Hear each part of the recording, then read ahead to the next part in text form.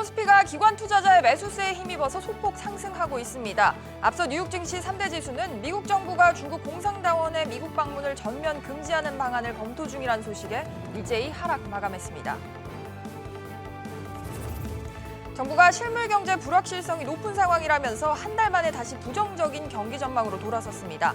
내수가 개선되고 있지만 수출과 생산이 여전히 부진한 점을 이유로 꼽았습니다. 주택 공급 계획 발표를 앞두고 정부가 서울 수도권 공용부지 전수조사를 실시 중인 것으로 확인됐습니다. 재개발과 재건축 규제를 완화해 주택 공급을 늘리는 방안도 선택지 중 하나로 검토 중인데 강남 은마 아파트가 구체적으로 거론되고 있습니다. 어제도 코로나19 해외 유입 확진자가 40명 가까이 늘어난 가운데 정부가 우리 교민을 데려오기 위해서 이라크에 전세기를 띄우기로 했습니다. 미국에서는 일일 신규 확진자 수가 7만 5천 명을 넘겨서 또 한 번 역대 최대치를 갈아치웠습니다. 이상 이 시각 주요 뉴스입니다.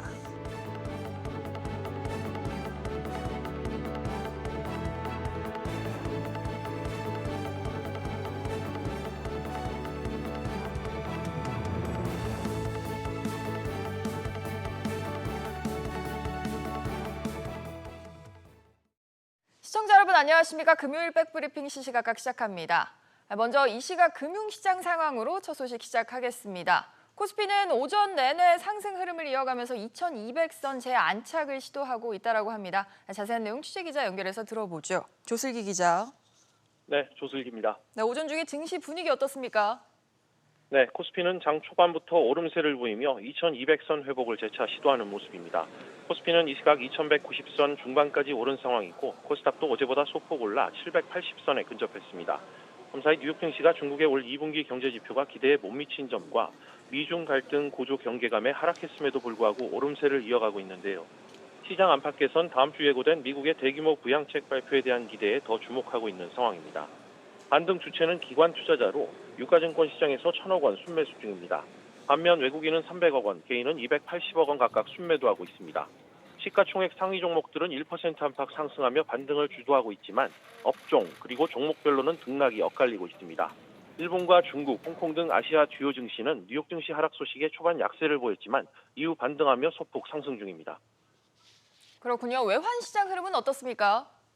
네, 원달러 환율은 등락을 거듭하고 있습니다. 주말을 앞두고 전반적으로 달러화 거래가 한산한 모습인데요. 서울 외환시장에서 원달러 환율은 1,200원대 중반에 거래되며 어제 종가 부근을 맴돌고 있습니다. 경기 불안 우려와 부양에 대한 기대가 금융시장 안팎에 교차하고 있어 원달러 환율 흐름도 뚜렷한 방향성을 찾지 못하고 있다는 평가입니다. SBS CNBC 조슬기입니다. 정부가 최근 우리 경제를 두고 내수 관련 지표는 개선 조짐을 보이고 있지만 수출과 생산 감소세는 지속되고 있다라고 평가를 했습니다. 코로나19가 좀처럼 사그라들지 않자 경제 불확실성이 지속될 거라고 전망을 한 건데요. 관련해서 취재기자 역시 연결하겠습니다. 정인아 기자. 네, 정인아입니다. 정부가 사실 한 달 전에는 실물 경제 하방 위험이 조금 완화가 되고 있다라고 다소 낙관적으로 평가를 했었는데 이달 전망을 보니까 다시 부정적으로 돌아섰습니다. 네, 기획재정부가 조금 전 이번 달 최근 경제 동향, 이른바 그린북을 발표했는데요. 최근 고용 감소폭이 줄어들고 서비스업 생산과 소매 판매가 증가하는 등 내수 관련 지표가 개선 흐름을 보였지만 수출과 생산 감소가 지속되면서 실물 경제의 불확실성이 높은 상황이라고 평가했습니다. 코로나19 사태가 장기전으로 접어들면서 글로벌 수요가 멈춰 수출과 생산이 감소했다는 설명입니다.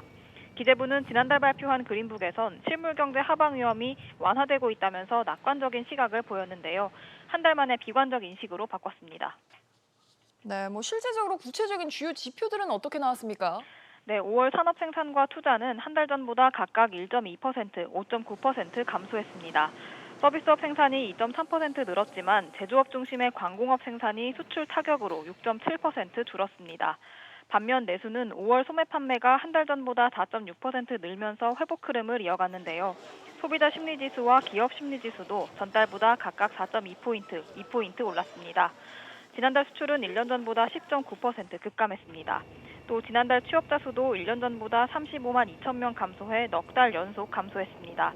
다만 서비스업을 중심으로 감소폭이 줄어든 것으로 나타났습니다. SBS CNBC 정인아입니다. 어제 기준금리 동결 소식 전해드렸는데요. 이 동결을 한 뒤에 이주열 한국은행 총재가 현재 부동산 시장과 또 경기에 대한 인식을 내놨습니다. 여기서 어떤 얘기를 했는지 취재기자 연결해서 들어보죠. 이광우 기자. 네, 이광우입니다. 한국은행이 실물 경기를 살리기 위해서 공급한 유동성이 오히려 부동산으로 흘러서 집값을 높였다, 이런 지적이 계속 나오고 있죠. 여기에 대한 이주열 총재 의견은 뭐였습니까? 네, 이주열 총재는 코로나19 위기에 대응하기 위해선 어쩔 수 없었다는 입장입니다. 이 총재는 부동산 시장 불안은 수급 등 정부 정책으로 대응하는 게 바람직하다고 말했습니다. 또 앞으로 부동산 시장에 대한 전망도 밝혔는데요. 직접 들어보시죠.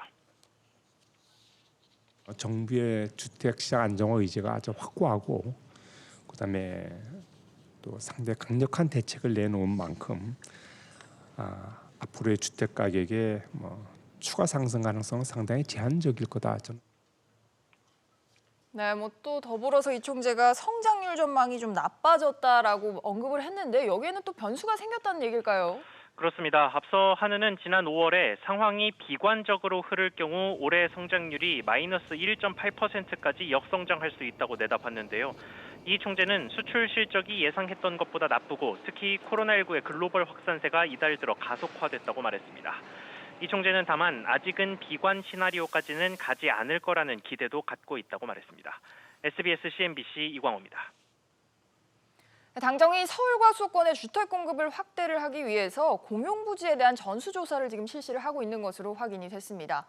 서울 용산이 신도시 후보지로 등장을 했고 재건축, 재개발 사업 규제를 완화해서 주택 공급의 속도를 내는 이런 방안들도 거론이 되고 있는데요. 이 소식도 취재기자 연결해서 자세히 들어보겠습니다. 손석우 기자. 네, 손석우입니다.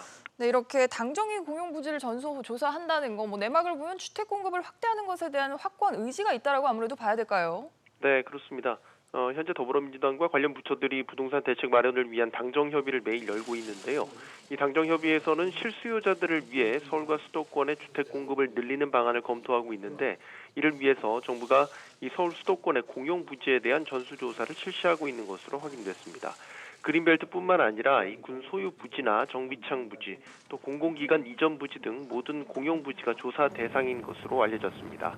당정은 그린벨트 해제, 도심 고밀도 개발, 용적률 상향 등 모든 경우의 수를 놓고 논의를 진행하고 있습니다. 이와 관련해 당정협의에 참석하고 있는 더불어민주당 장경태 의원은 부동산에 유동자금이 몰리는 것에 대해서 조세나 대출, 금리, 인허가 등을 통해 막고 있는데, 그와 더불어 공급 정책도 있어야 된다는 컨센서스가 있다며 그린벨트도 하나의 경우의 수라고 말했습니다. 네, 구체적으로 거론되고 있는 후보지도 있습니까? 사실상 모든 방안들이 강구되면서 이른바 유력 후보지들이 등장하고 있는데요. 먼저 서울 용산역 정비창 부지의 용도를 변경해서 2만 가구 규모의 신도시로 개발한다는 소식이 전해졌습니다. 국토부가 이를 부인했지만 여전히 유력한 개발 후보지라는 게 전문가들의 견해입니다. 서울시는 그린벨트 해제 대신 재개발, 재건축 규제를 완화해 주택 공급을 늘리는 방안을 제시하고 있는데, 대표적으로 강남 대치동 소재 음마아파트 재건축 단지가 거론되고 있습니다. 그러나 이에 대해 정부나 여당은 난색을 표하고 있어 실제 규제 완화로 이어질지는 미지수입니다. SBS CNBC 손석우입니다. 다음 소식입니다. 2년 전에 우리은행의 영업전 직원들이 본인 실적을 올리기 위해서 고객의 비밀번호를 무단으로 변경했다는 사실이 드러나서 논란이 됐었죠. 금융감독이 여기에 대해서 과태료 부과를 결정을 했다고 합니다. 취재기자 연결하겠습니다. 류선우 기자. 네, 류선우입니다. 많은 고객들을 공분을 샀던 내용이었는데 제재 내용 구체적으로 어떻게 됩니까? 네, 어제 금감원은 제재심의위원회를 열고 우리은행의 비밀번호 도용권과 관련해 과태료 제재를 의결했습니다. 과태료 규모는 60억 원으로 알려졌습니다. 과태료 제재는 금융위원회 의결을 거쳐야 최종 확정됩니다. 또 금감원은 해당 사건이 전자금융거래법 제21조를 위반한 것으로 중징계인 기관 경고 조치가 필요하다고 판단했습니다. 다만 경합 처리된 다른 안건에서 이미 우리은행이 기관 경고 조치를 받아 별도 조치는 생략한다고 밝혔습니다. 앞서 우리은행은 신탁상품 불안전 판매 등에 대해 기관 경고 조치를 받은 바 있습니다. 또 금감원은 임직원에 대해서는 주의 등의 경징계를 결정했습니다. 네, 기관에는 중징계를 이렇게 기관 경고 조치를 한다고 중징계를 내렸는데 결국은 좀 엄중한 사안이라고 판단을 한 거겠어요. 네, 그렇습니다. 이 사건은 은행 직원이 개인의 실적을 올리려고 고객의 정보를 침해한 전례 없는 사건입니다. 지난 2018년 우리은행 직원 300여 명은 스마트뱅킹 비활성화 고객 계좌의 임시 비밀번호를 무단으로 변경했습니다.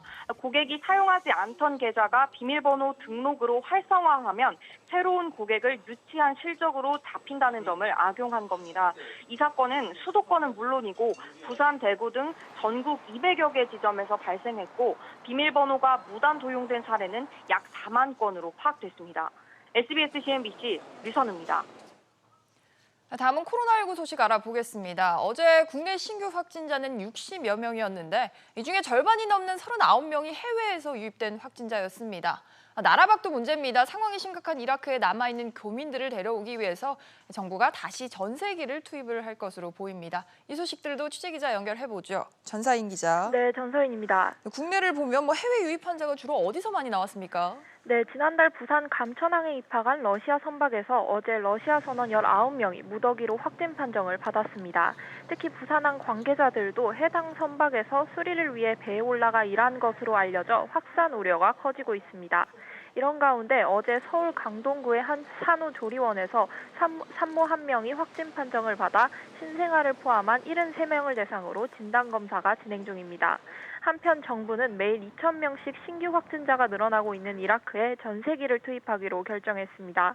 800여 명의 국민이 아직 남아있는 것으로 파악됐는데 정세균 국무총리는 우한과 이탈리아 경험을 거울 삼아 조치하겠다고 밝혔습니다. 해외 유입 확진자 39명 중 검역 과정에서 25명이 나왔고 경기도에서도 10명의 확진자가 나왔습니다. 지역 발생 21명 중 수도권에서 12명이 나왔고 광주가 5명이었습니다. 그렇군요. 나라 밖 상황은 어떻습니까? 네, 미국과 일본이 일제히 최다 확진자 수를 기록했습니다. 미국은 어제 하루 7만 5천 명의 신규 확진자가 나오면서 역대 최대치를 기록했고 일본의 신규 확진자도 600명이 넘어 긴급 사태를 해제한 이후 가장 많았습니다. 중국 상황도 불안한데요. 베이징의 감염은 가라앉았지만 이번엔 신장 위구르 자치구에서 또 다른 확진자가 나왔습니다.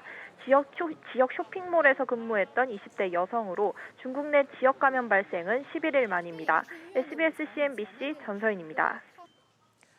다음 소식입니다. 유명희 산업통상자원부 통상교섭 본부장이 세계무역기구 WTO의 사무총장 선거에 출마를 했습니다. 유 본부장은 어제 열린 후보자 정견 발표에서 WTO 신뢰 회복을 위해 힘쓰겠다라고 강조를 했습니다. 이 소식도 취재기자 연결해보죠. 김동우 기자. 네, 김동우입니다. 네, 어제 출마 소감을 발표를 했는데 구체적으로 공약은 어떤 걸 제시를 했을까요?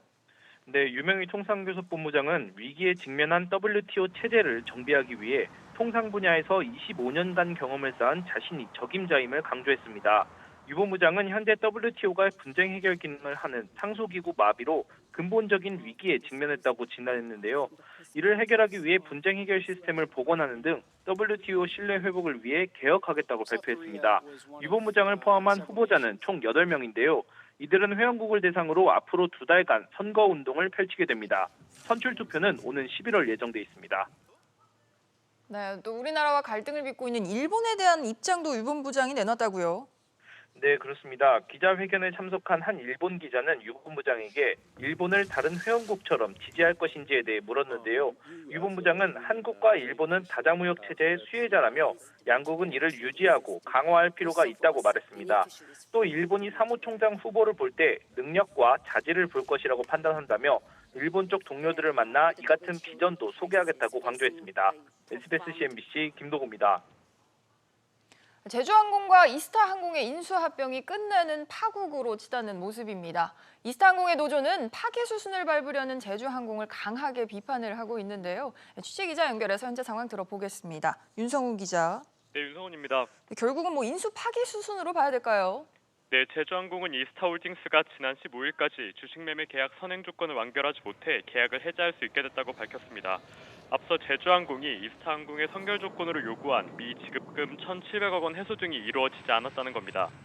지난 1분기까지 이스타항공의 부채는 2,200억 원에 달하는 만큼 제주항공으로선 이스타항공 인수가 부담스러울 수밖에 없는데요. 결국 제주항공의 선행 조건 이행 요구는 계약 파기 명분을 위한 것이라는 지적이 나옵니다. 하지만 계약 파기 결정은 추후에 하기로 했는데요.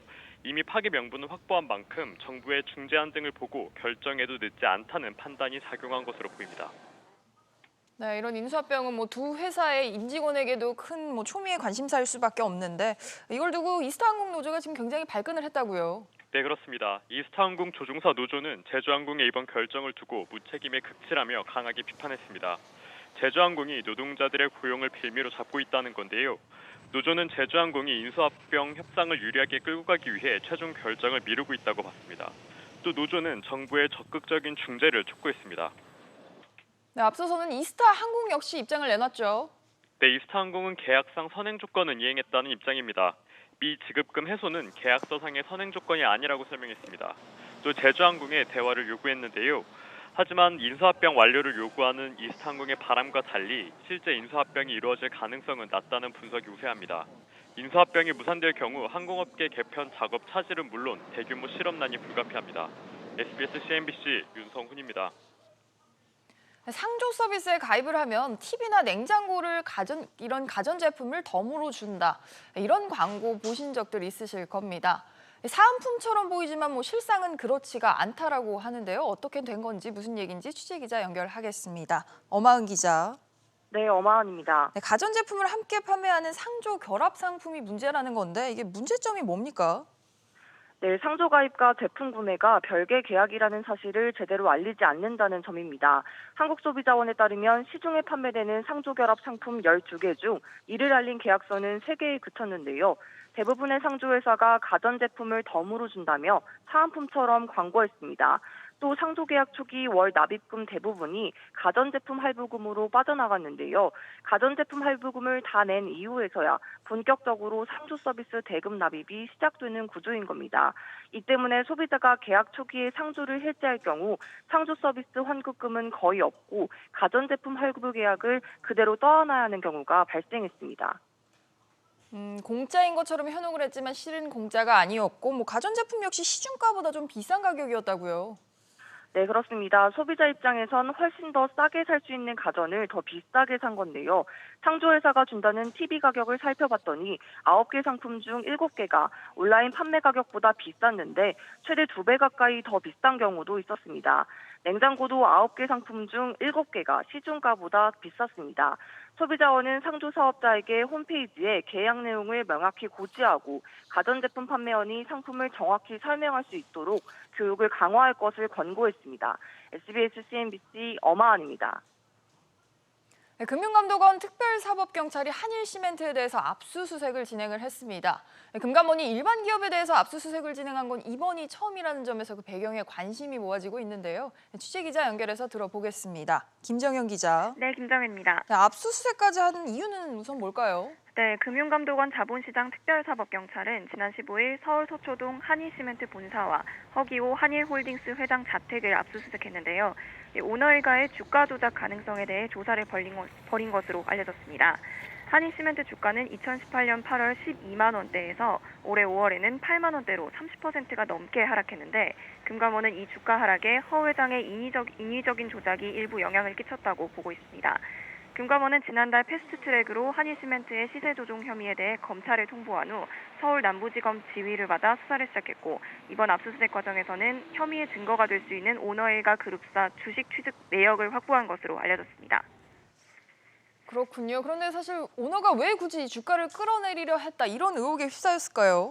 네, 한일시멘트는 HLK 홀딩스와 1대 0.052 비율로 지난 5월 합병이 결정됐고 다음 달 1일 합병이 될 예정인데요. 허 회장은 지난 지분 30.03%를 보유한 한일홀딩스를 통해 한일시멘트와 HLK 홀딩스 둘 다 지배하고 있는데 이 한일시멘트 기업 가치 즉 주가가 낮아질수록 이 한일홀딩스의 합병 법인 지분율이 높아집니다.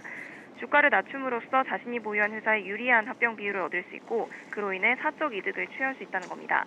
한편 금감원 특사경의 이번 강제 수사는 특사경 출범 1년 만에 처음으로 일반 기업을 대상으로 한 첫 수사라는 점에서 주목됩니다. SBS CNBC 김정혜입니다. 네, 지난 3월 코로나19 사태로 증권업계를 유동성 위기에 빠뜨릴 뻔했던 주가 연계증권 ELS의 규제 방안을 정부가 지금 검토를 하고 있는데요. 당초 발행 한도를 제한하겠다는 방침에 증권업계가 강하게 반발을 하자 다른 대안을 검토하고 있습니다.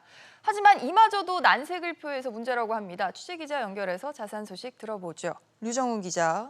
네, 류정훈입니다. 네, 어제 은성수 금융위원장이 ELS 규제와 관련해서 발행 한도 제한 말고 다른 방안들을 언급을 했습니다. 네, 은성수 위원장은 어제 기자들과 만나 주가연계증권 규제 방향은 총량을 제한하는 방식보다 증권사 건전성 비율을 강화하는 방식을 취하게 될 것이라고 밝혔습니다. ELS 총량 규제, 그러니까 발행 한도를 두는 방안을 검토해오던 금융당국이 너무 과하다는 증권업계의 반발에 증권사 레버리지 비율을 활용한 규제로 선회한 겁니다. 네, 두 규제의 차이점이라고 하면 뭐가 있겠습니까? 네, 쉽게 말하면 총량 규제는 증권사가 발행하는 상품 중 ELS만 발행을 제한하는 거고요. 레버리지 비율 규제는 증권사가 전체 발행하는 모든 상품에서 ELS가 발행되는 배수를 전부 다 줄이는 겁니다. 가령 기존의 자기 자본 대비 총 자산 비율의 11배를 발행했으면 10배 혹은 9배로 줄이는 겁니다. 전문가들은 레버리지 비율 규제가 증권사 상황에 맞출 수 있어 총량 규제보다 훨씬 유연적인 방향이라고 평가했습니다. 그러나 업계 관계자들은 결국 레버리지 비율 규제도 총량의 한도를 제한하는 만큼 반대라는 입장입니다. 규제로 인해 ELS 발행 한도가 줄면 새로운 상품을 개발하기도 어렵고 증권사 입장에선 수익률이 좋은 ELS를 줄이기보단 같은 부채로 이식되지만 수익률은 더 낮은 환매 조건부 채권, RP를 줄이게 돼 풍선 효과가 발생할 수 있다고 주장하고 있습니다. SBS CNBC 류정훈입니다.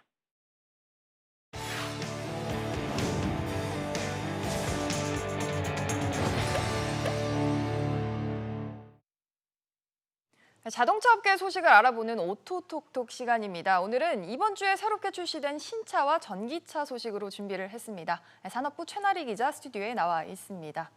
최 기자, 신차 소식부터 한번 살펴보죠. 우선 세단인데 르노 삼성의 SM6 세단장을 마치고 돌아왔어요. 네, 르노 삼성이 중형 세단 더 뉴 SM6를 새롭게 출시를 했습니다. 지난 2016년 처음 나온 이후에 약 4년 만에 부분 변경 모델인데요. 네. 우선 다양한 색상이 추가되고 방향 지시 등 방식 변화 등을 통해 내외관 디자인을 바꿨습니다. 디자인보다 눈길이 가는 것은 주행 성능인데요. 새로운 엔진과 변속기를 적용해 주행 성능을 높였고요. 서스펜션을 조정해 승차감도 개선했습니다. 부분 변경이 아닌 거의 새로운 모델처럼 느껴질 수 있는 요인입니다. 중형 세단을 구입하시는 고객분들 중에서도 스포티한 주행을 좋아하시는 분들 취향에는 고성능 엔진이 잘 맞을 거라고 생각합니다. 뒷좌석 쪽에 승차감을 부드러우면서도 균형감이 좋게. 또 이렇게 세단뿐만 아니라 미니밴 소식도 있어요. 기아 자동차 같은 경우에는 카니발로 또 하반기 시장 공략에 나선다는 거 아닙니까? 네, 기아 자동차는 이번 주 초에 4세대 카니발의 실내 디자인과 주요 편의사항 등을 공개를 했는데요. 3세대 모델 출시 후 6년 만에 완전 변경 모델로 무한한 공간 활용성이 주요 특징입니다. 기아차는 우주선 실내를 연상시키는 크래시 패드 디자인으로 웅장하고 미래지향적인 운전성을 만들었다고 설명을 했는데요. 특히 각각 12.3인치의 계기판과 내비게이션이 하나로 이어진 파노라마 디스플레이가 공간을 더 넓게 만드는 효과를 줍니다. 2열 좌석의 프리미엄 릴렉션 시트는 무중력 공간에 떠있는 듯한 자세를 만들어 탑승자의 피로도 감소를 의도했습니다. 신형 카니발 출시는 이르면 이들 안에 늦어도 다음 달 초쯤으로 예상이 됩니다. 이렇게 디젤차 이제 출시 소식도 알아봤는데 코로나19 속에서도 전기차의 질주 지금 굉장히 무섭다고 하지 않습니까? 네, 테슬라의 올 상반기 국내 판매량이 약 7,000대 이상으로 국내 전기차 시장의 3분의 1 가까이를 차지를 했습니다. 실제로 도로에서 보면 요즘 굉장히 많이 보이는 것 같아요, 테슬라가. 네, 맞습니다. 네, 기존 내연기관 자동차와 차별화되는 디자인과 그 성능에다가 정부의 보조금으로 가격 경쟁력까지 갖춘 점이 영향을 준 것으로 보이는데요. 전 세계 시장에서 우리 전기차도 선전하고 있는 점이 주목됩니다. 현대차가 지난해 같은 기간보다 3계단 오르며 6위를 기록했고요. 14위였던 기어차는 7위까지 올라섰습니다. 네, 이렇게 한 주간 신차 소식 알아봤습니다. 최 기자 잘 들었습니다. LG전자가 오는 9월 초 독일에서 열릴 이파 2020에서 뉴노멀 시대의 새로운 고객 가치를 소개할 예정이라고 오늘 밝혔습니다. 재택근무가 늘어나고 온라인 교육이 활성화되면서 집안 생활이 더 의미를 갖게 된 만큼 B2C와 B2B를 아우르는 차별화된 미래 비전을 내놓을 계획이라고 설명했습니다. 셀트리온이 개발한 코로나19 진단키트가 유럽 인증 절차를 받았습니다.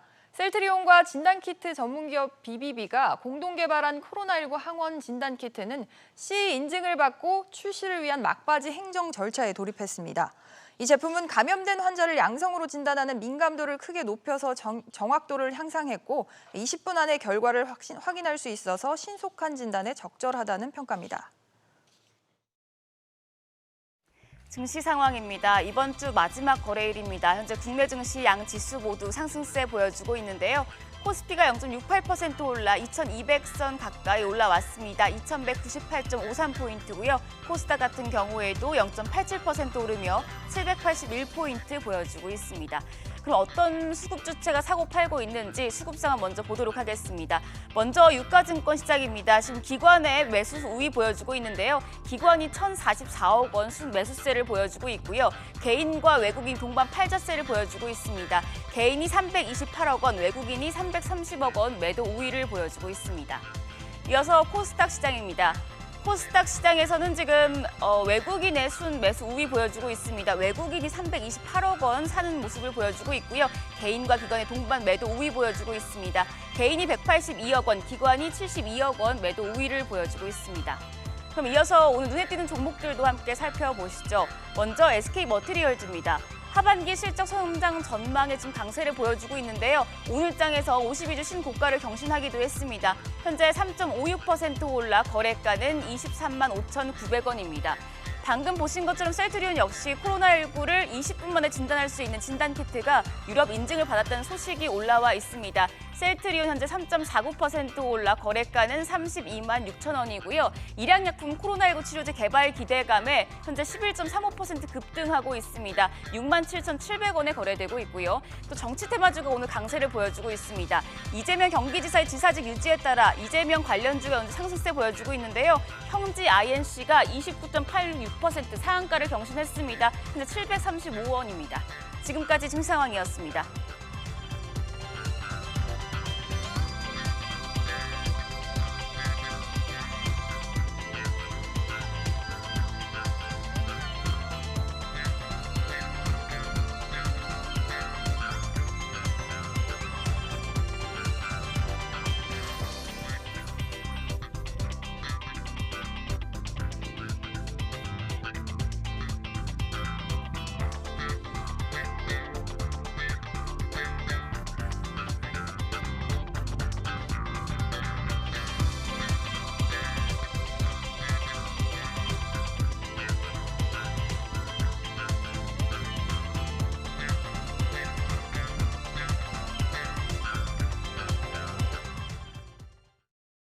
이번 주 백브리핑 시시각각이 준비한 소식은 여기까지입니다. 저희는 다음 주 이 시간에 다시 돌아오겠습니다. 시청해주신 여러분 고맙습니다.